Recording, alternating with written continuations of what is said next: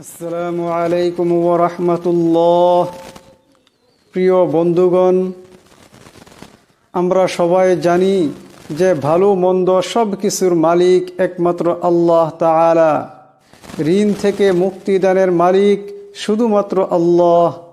তবে এমন একটি আমল নিয়ে আলোচনা করব যে আমল করলে আল্লাহ তাআলা ঋণ থেকে খুব দ্রুত মুক্তি দান করেন। আসুন দেরি না করে প্রমাণসহ আমলটি শিখে নেই ইনশাআল্লাহ।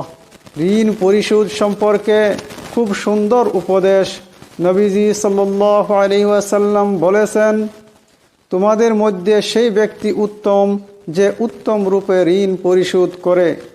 কিন্তু যদি কেউ ঋণ পরিশোধে অপারগ হয় তবে তার করণীয় কি? ঋণ মুক্তিতে তিনি কখন কিভাবে আল্লাহর সাহায্য চাইবেন?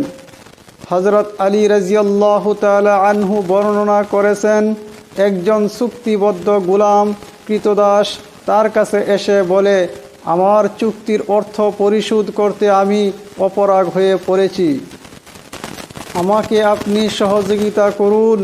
তিনি বললেন, আমি তোমাকে কি এমন একটি বাক্য শিখিয়ে দেব না যা আমাকে রাসূলুল্লাহ সাল্লাল্লাহু আলাইহি ওয়াসাল্লাম শিখিয়েছিলেন?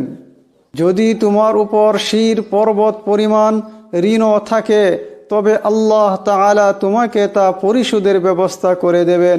তিনি বললেন, তুমি বলো, আল্লাহুম্মা কফিনি বিহালালিকা আন হারামিকা ওয়া আগনিনি বিফজলিকা আম্মান সিওয়াক।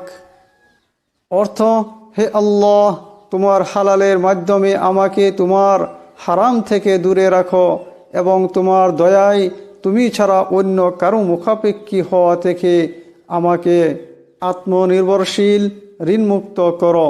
তিরমিজি শরীফে হাদিসটি বর্ণিত হয়েছে।